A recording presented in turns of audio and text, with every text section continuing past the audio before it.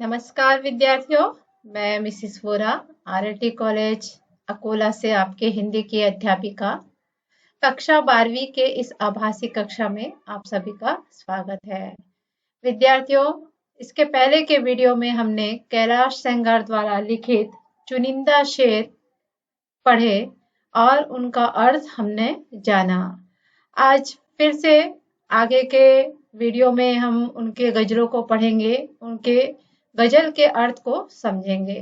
तो आइए विद्यार्थियों, मैं गजल को पढ़ती हूँ और उसका अर्थ आपको समझाती हूँ। देखिए, गजल पढ़ती हूँ मैं।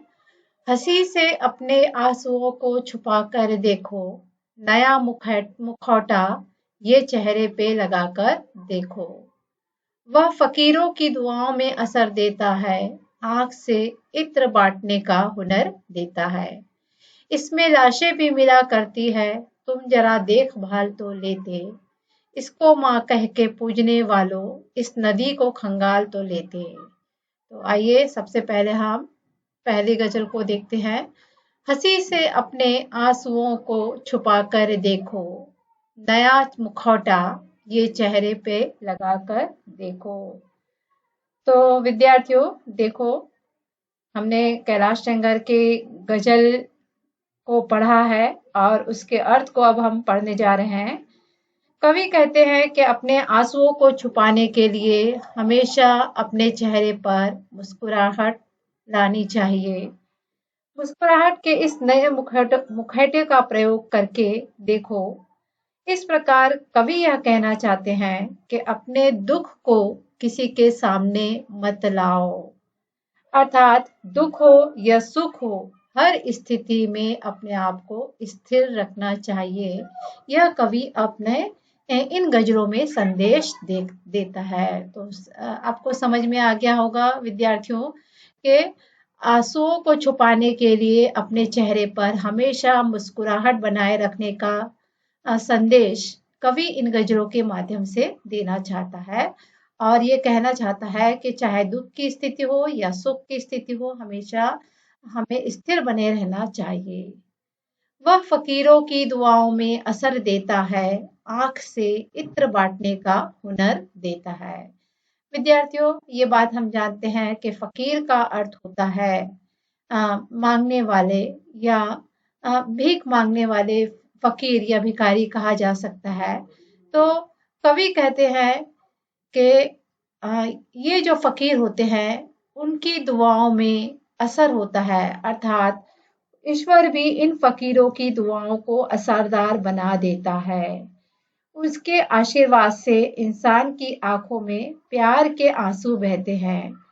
इस प्रकार कवि यह कहना चाहते हैं कि प्यार ईश्वर की दी हुई एक सौगात है जो आपस में एक दूसरे को जोड़ने का कार्य करते हैं।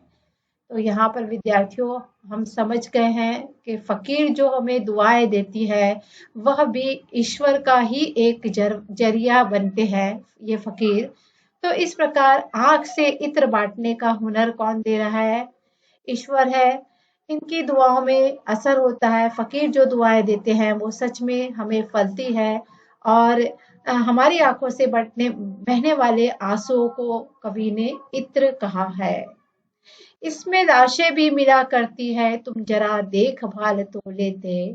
इसको माँ कह के पूजने वालों, इस नदी को खंगाल तो लेते। तो विद्यार्थियों हम जानते हैं कि नदियों में गंगा नदी में हम लाश को बहाया करते हैं या नदी को माँ कहकर पूजा जाता है, लेकिन इसमें लाश भी फेंक दी जाती है।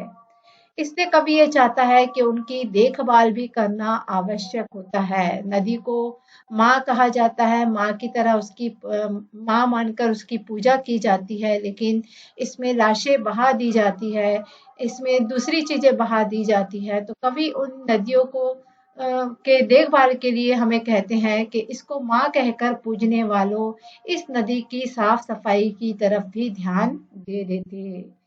जिस तरह गंगा नदी को माँ की तरह सम्मान दिया जाता है, उसकी साफ सफाई पर भी ध्यान देना चाहिए।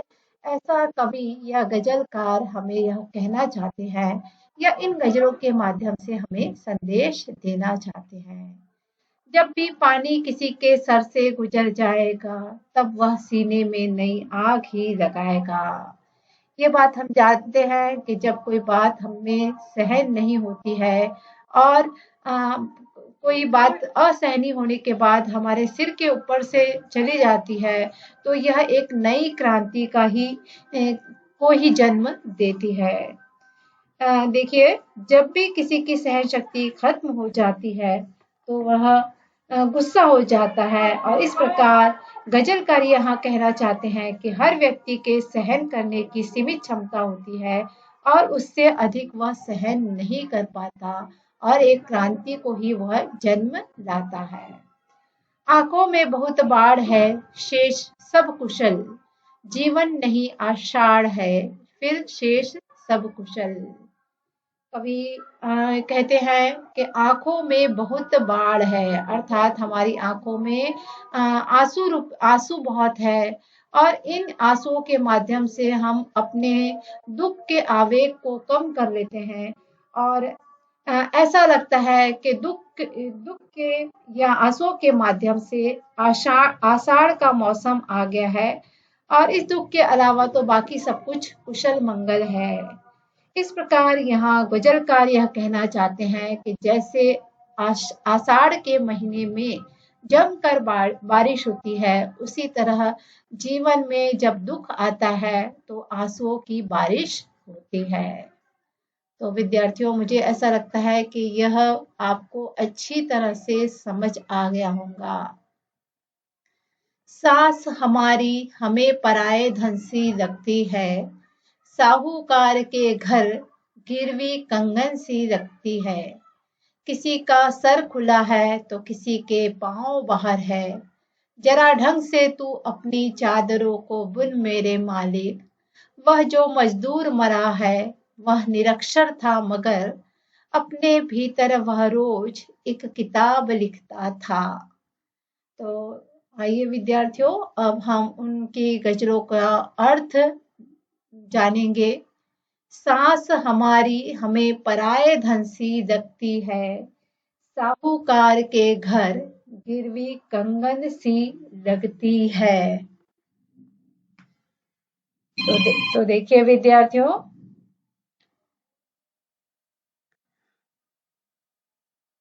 मासूम लड़की कहती है कि उसकी सास जो है, सड़क ने जब मेरे पैरों की उंगलियां देखी, कड़कती धूप में सीने पे बिजलियां देखी। इस कवि कहते हैं कि इस कड़ी धूप में जब मेरे पैरों की उंगलियां देखी, तो वे ऐसी लगी जैसे भरी धूप में किसी के सीने पर बिजली गिर गई हो। अर्थात इस गजलकार यह कहना चाहते हैं कि जो संघर्ष करने वाले होते हैं, वे मुसीबतों से नहीं घबराते हैं, राहें भी उन्हें देखकर आश्चर्यचकित रह जाती है। सड़क ने जब मेरे पैरों की उंगलियां देखी, कड़कती धूप में सीने पे बिजलियां देखी। इस कड़ी धूप में जब मेरे पैरों की उंगलियां देखी, तो वो भी ऐसी हो गई जैसे भरी धूप में किसी के सीने पर बिजलियां गिर गई हो। सास हमारी हमें पराए धन सी लगती है, साहूकार के घर गिरवी कंगन सी लगती है। कवि कहते हैं कि एक मासूम लड़की कहती है कि उसकी सांस भी उसे पराई लगती है और ऐसा लगता है जैसे वे साहूकार के यहाँ गिरवी रखे गए हुए कंगन की तरह है। अर्थात गजलकार यह कहना चाहते हैं कि पराया धन मानकर लड़कियों के साथ जो व्यवहार किया जाता है वह गलत है। तो इस प्रकार देखिए विद्यार्थियों, यहाँ पर किसी मासूम लड़की के बारे में कहा गया है कि वो उसे ये महसूस हो रहा है कि उसकी सांसें भी उसे पराये धन के जैसी लगती है और उसकी सांसों को भी साहूकार के घर पे ऐसे गिरवी रख दिया गया है जैसे कंगनों को गिरवी रखा जाता है, अर्थात उनके साथ परायों के जैसा व्यवहार किया जाता है। किसी का सर खुला है तो किसी के पांव बाहर है, जरा ढंग से तू अपनी चादरों को बुन मेरे मालिक। कवि कहते हैं कि हे ईश्वर तू सबकी चादर अच्छे से बुन, क्योंकि वो इतनी छोटी है कि किसी का सर खुला है तो किसी का पैर खुला हुआ है। इस प्रकार गजलकार यह कहना चाहते हैं कि यहाँ सभी लोग किसी न किसी कारणों से, किसी न किसी समस्याओं से परेशान है, इसलिए हे प्रभु आप उन सभी पर कृपा कर। क्या कहते हैं ईश्वर कि हे ईश्वर तू सभी सबकी चादरों को अच्छी से बुन, क्योंकि किसी का सर खुला हुआ है तो किसी के पैर बाहर है, अर्थात प्रत्येक व्यक्ति किसी न किसी समस्या से ग्रसित है। अर्थात इन समस्याओं को तू दूर कर दे हे मेरे मालिक। वह जो मजदूर मरा है वह निरक्षर था, मगर अपने भीतर वह रोज एक किताब लिखता था। कवि ऐसा कहते हैं कि वह जो मजदूर मरा है वह पढ़ा लिखा नहीं था, वह निरक्षर था, अर्थात वह अज्ञानी था, वह पढ़ना लिखना नहीं जानता था। फिर भी वह अपने भीतर रोज एक किताब लिखा करता था। अर्थात गजलकार यहाँ पर कहना चाहते हैं कि इस संसार में अमीर गरीब, छोटा बड़ा, शिक्षित अशिक्षित, हर व्यक्ति यहाँ पर बहुत अधिक संघर्ष कर रहा है और उसके संघर्षों की कहानी उसके मन ही मन लिखी जा रही है। तो देखिए विद्यार्थियों, ये कैलाश सेंगर द्वारा लिखित सूरज तुम्हारा है, इस गजल संग्रह से इन गजलों को लिया गया है। तो हमने यहाँ पर देखा कि किस प्रकार से एक आम व्यक्ति के संघर्ष को व्यक्त करती हुई ये गजलें हैं, जहाँ पर कवि ने अपने सरल और सहज शब्दों के माध्यम से अपनी बात को कही है। तो धन्यवाद विद्यार्थियों, आज यहीं पर हमारा ये वीडियो समाप्त होता है। फिर मिलेंगे।